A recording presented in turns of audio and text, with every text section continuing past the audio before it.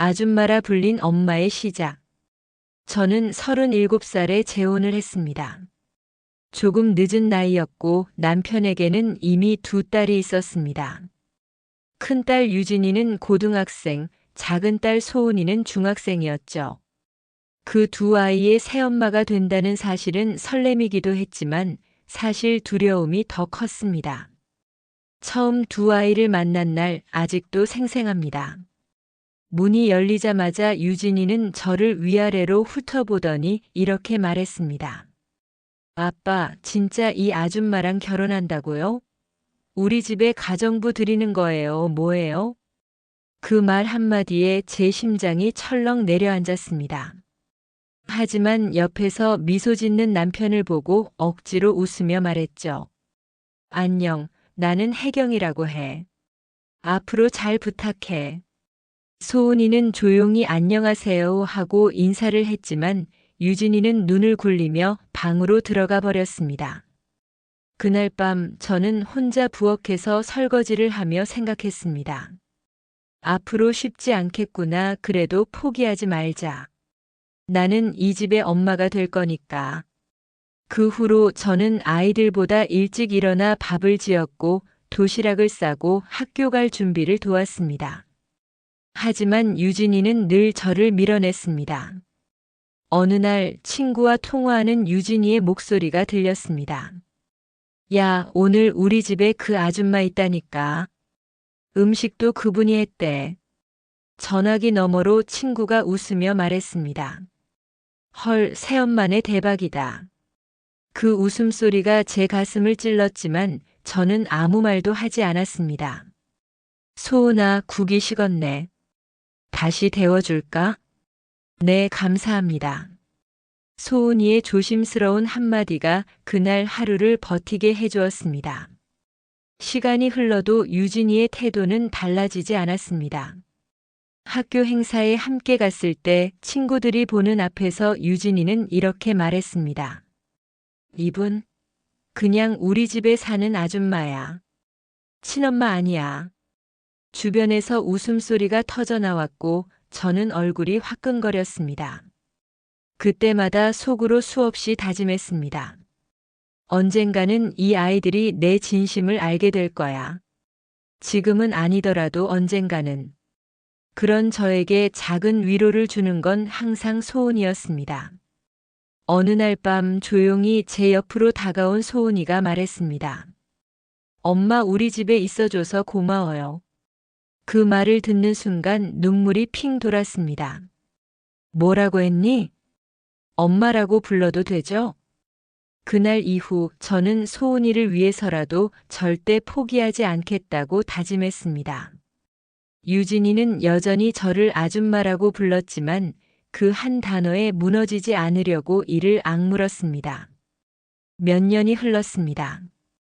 유진이는 고등학교를 졸업했고 소은이도 점점 자라면서 제게 더 다가왔습니다. 하지만 유진이와의 관계는 여전히 벽처럼 굳어 있었습니다. 어느 저녁 식탁에서의 일은 지금도 기억에 남습니다.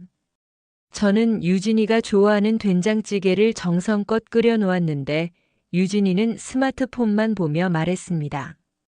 됐어요. 친구들이랑 나가야 돼요. 소은이가 조심스레 말렸습니다. 언니, 엄마가 얼마나 일찍 일어나서 만든 건데. 그러자 유진이는 비웃으며 말했습니다. 아줌마가 만든 건 별로 안 땡겨. 그 말에 저는 아무 말도 하지 못했습니다. 소은이는 눈을 치켜뜨고 말했습니다. 언니, 제발 그런 말 좀 하지 마. 엄마가 얼마나 노력하는데. 넌 몰라. 엄마는 한 명뿐이야. 그 자리는 빈 채로 두는 게 맞아. 그날 밤 남편과 마주 앉아 조용히 이야기를 나눴습니다. 유진이 말이 너무 심하지 않았어? 괜찮아요. 아직 시간이 필요한 거겠죠. 당신이 늘 참고 웃는 거 알아. 그런데 내가 더 잘해야 하는데. 우리 조금만 더 기다려봐요. 아이들도 언젠간 마음을 열겠죠. 그는 제 손을 꼭 잡았습니다. 그런데 그날따라 이상했습니다. 얼굴이 평소보다 창백했고 손끝이 유난히 차가웠습니다. 여보, 요즘 피곤해 보여요. 병원 한번 가보자고 해요. 괜찮아. 나도 이제 나이가 있어서 그래. 주말에 시간 나면 검사 받아볼게. 하지만 그 주말은 오지 않았습니다. 며칠 뒤 남편은 회사에서 갑자기 쓰러졌고 병원에서 들은 말은 너무도 차가웠습니다. 최선을 다했지만 심장이 너무 약했습니다. 오래전부터 증상이 있었을 겁니다. 그게 무슨 말이에요? 그날 제 세상이 무너져 내렸습니다. 장례식 날 조문객이 다녀가는 사이 유진이는 제게 이렇게 말했습니다. 이제 아줌마도 갈 데 없겠네요. 아빠도 없는데 여기 왜 있어요? 저는 목이 꽉 막혔지만 애써 웃으며 대답했습니다. 유진아, 나는 너희 곁에 있고 싶어. 우린 그런 거 원한 적 없어요. 그 순간 소은이가 울음을 터뜨리며 달려와 외쳤습니다. 언니, 어떻게 엄마한테 그런 말을 해? 아빠 없어도 우리 곁에 있어줄 사람이야. 그만 좀 엄마라고 불러. 우리 엄마 아니야. 며칠 뒤 유진이는 재산 관련 서류를 들고 제 앞에 앉았습니다. 여기 도장 찍으세요. 집은 제 이름으로 할 거예요. 아줌마는 그냥 나가요. 원래 가족 아니잖아요. 저는 잠시 서류를 바라보다 말했습니다. 유진아, 집은 내가 가져도 좋아. 그런데 너랑 나 사이에 남는 게 이 말뿐이라면 너무 슬프지 않니? 감정 팔지 말아요. 저한텐 아무 의미 없으니까. 그때 소은이가 울며 서류를 치웠습니다. 언니, 제발 그만 좀 해. 엄마가 우리 위해 얼마나 노력했는데. 그날 밤 저는 잠든 소은이 옆에서 창밖을 바라봤습니다. 창밖에는 조용히 비가 내리고 있었고 가로등 불빛이 제 얼굴을 비췄습니다. 내가 포기하면 소은이는 누구 품에 안길까? 그래, 버텨야지. 오늘도 내일도. 그날 이후 제 결심은 단 하나였습니다. 무슨 일이 있어도 아이들을 버리지 않겠다고요. 시간은 흘러 어느덧 유진이는 25이 되었습니다. 저와의 관계는 여전히 차갑고 멀었지만 그래도 저는 속으로 빌었습니다. 그래, 어떤 모습이든 행복하길 바란다. 그것만으로도 내 역할은 충분하다. 그런 마음으로 유진이의 결혼식을 준비했습니다. 결혼식 날 저는 분홍빛 한복을 곱게 차려입고 예식장으로 향했습니다. 비록 저를 인정하지 않더라도 그 아이의 새로운 출발을 축복하고 싶었습니다.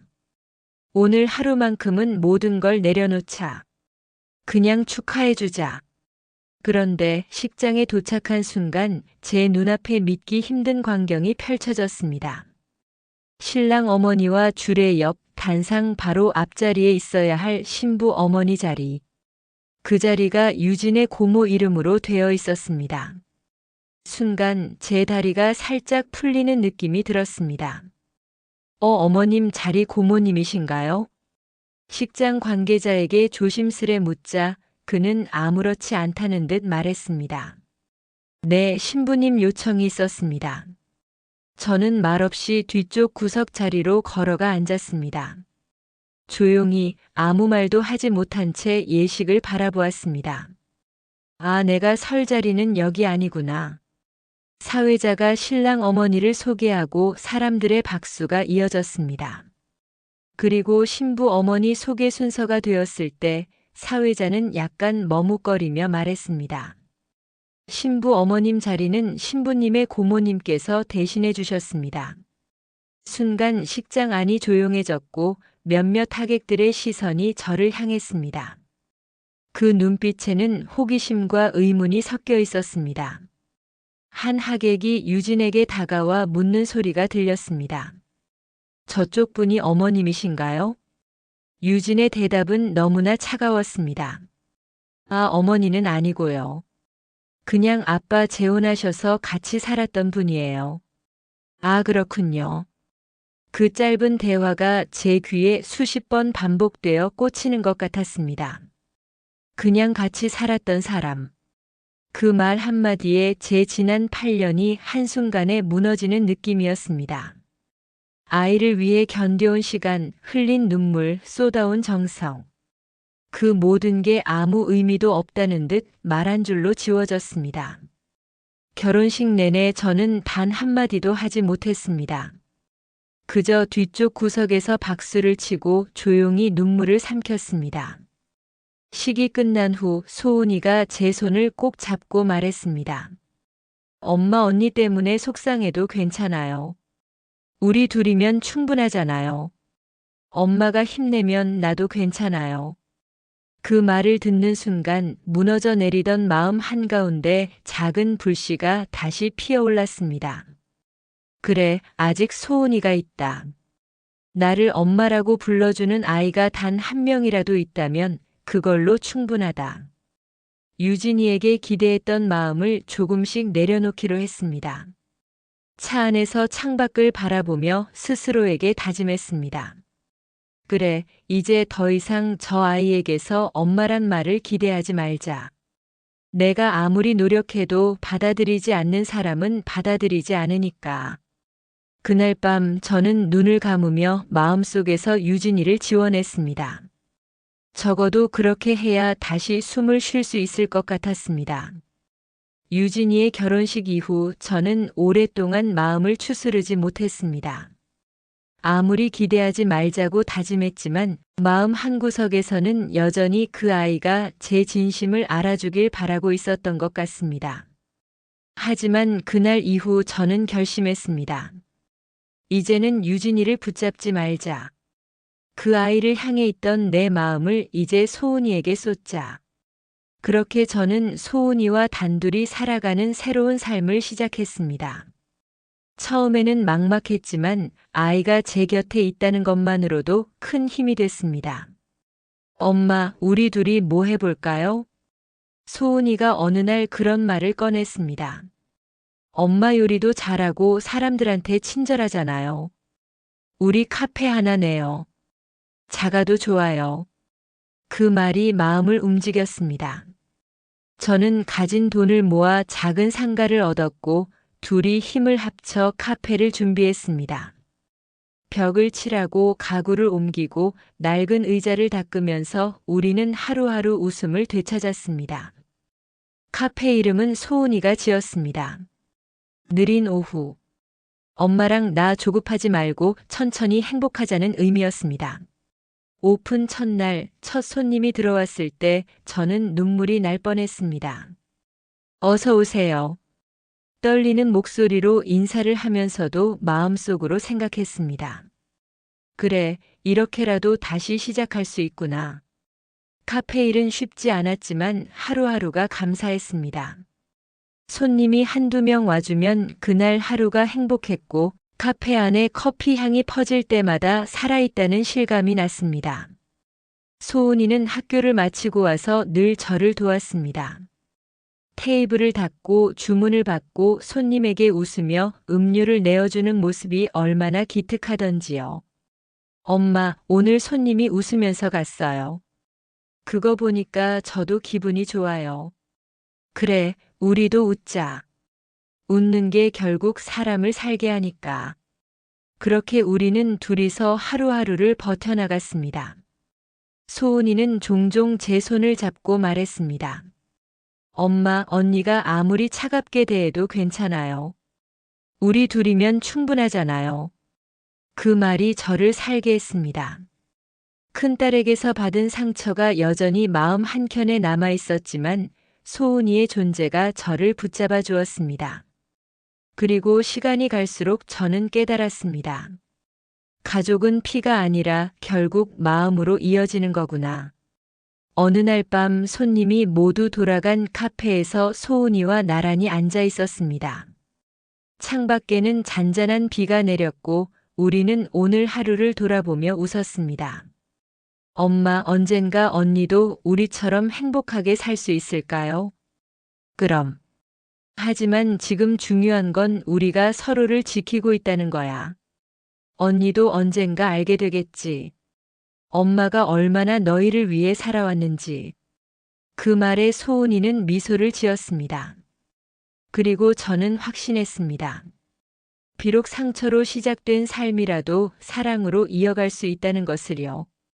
그 후로도 우리는 작은 카페를 꾸려나갔습니다.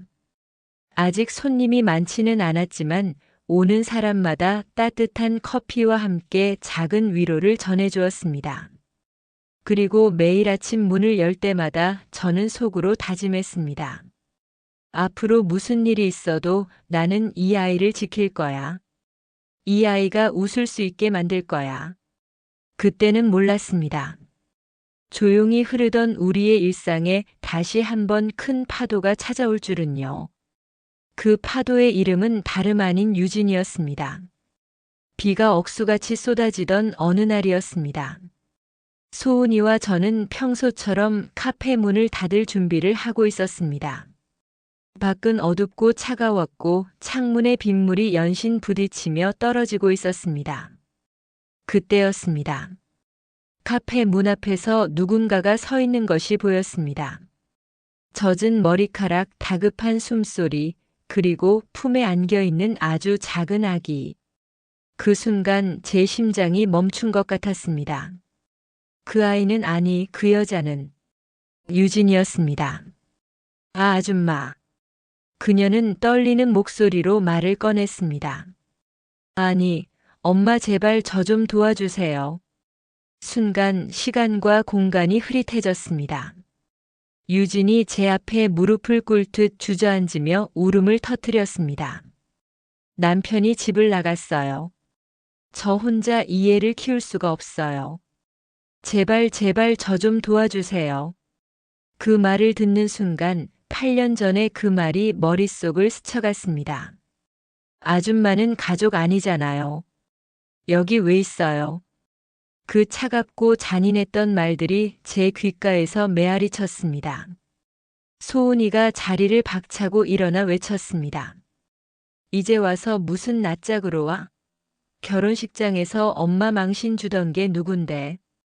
우리 엄마 아니라고 말하던 게 누군데? 유진은 눈물을 흘리며 고개를 숙였습니다. 미안해, 정말 미안해. 그땐 철이 없었어. 엄마가 얼마나 힘들게 살았는지 내가 전혀 몰랐어. 아기를 키워보니까 알겠어. 엄마 없이는 나도 이 아이도 버틸 수가 없어. 제발 용서해줘. 저는 조용히 걸음을 옮겨 그녀 앞으로 다가갔습니다. 그리고 품에 안긴 아기를 받아 안았습니다. 작고 따뜻한 체온이 제 손끝을 통해 가슴 깊숙이 스며들었습니다. 그래, 내가 나를 부정했어도 나는 널 완전히 버린 적 없단다. 하지만 약속해라. 다시는 너 자신도 이 아이도 그런 말로 상처 주지 않겠다고. 그리고 이 아이만큼은 따뜻한 품에서 자라게 해줘야 하지 않겠니? 유진은 바닥에 무릎을 꿇고 울부짖었습니다. 약속할게요. 다시는 안 그럴게요. 엄마 제발 저를 용서해 주세요.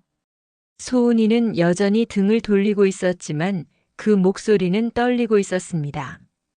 엄마, 언니 받아주는 거예요? 후회하지 않아요? 그래도 엄마가 행복하다면 나도 괜찮아요. 그 순간 제 눈에서는 눈물이 멈추지 않았습니다. 가족이란 피보다 진심으로 이어지는 것이라는 사실을 다시 한번 깨달았습니다. 상처와 오해가 있어도 진심과 사랑은 결국 모든 것을 이길 수 있다는 것을요. 그 후로 유진이는 자주 카페에 찾아왔습니다.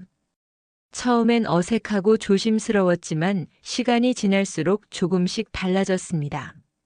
아기를 안고 오는 날도 많았고 설거지를 도우며 오늘 하루 잘 지내셨어요?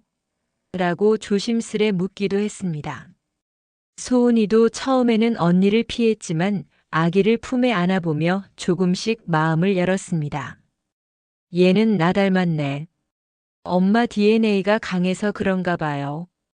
그 말에 모두 웃음이 터졌습니다. 어느 날 유진이 저에게 말했습니다. 엄마 이제야 알겠어요. 엄마는 결국 우리 모두의 엄마였어요. 내가 아무리 부정해도 엄마는 늘 거기 있었네요. 그 말을 들으며 저는 눈물이 맺혔습니다. 그래, 결국 돌아왔구나. 늦었지만 괜찮다. 사랑에는 기한이 없으니까. 시간은 흘렀습니다. 지금 저는 소은이와 유진이 그리고 손주와 함께 살고 있습니다.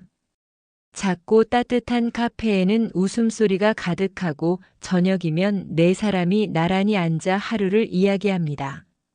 엄마, 우리 앞으로도 쭉 이렇게 행복할 수 있겠죠? 맞아요, 엄마, 이제야 알겠어요. 엄마는 우리를 지키려고 늘 애쓰셨죠. 저는 손주를 품에 안고 두 딸을 바라보았습니다. 과거의 아픔, 배신, 모욕 그 모든 것이 있었기에 지금 이 순간이 더 소중했습니다. 상처로 시작된 이야기였지만 결국 사랑으로 끝났습니다. 그리고 저는 알았습니다. 가족이란 피가 아니라 서로를 지키려는 마음으로 이어진다는 것을. 그 마음이 있기에 저는 오늘도 이 아이들과 함께 웃고 있습니다.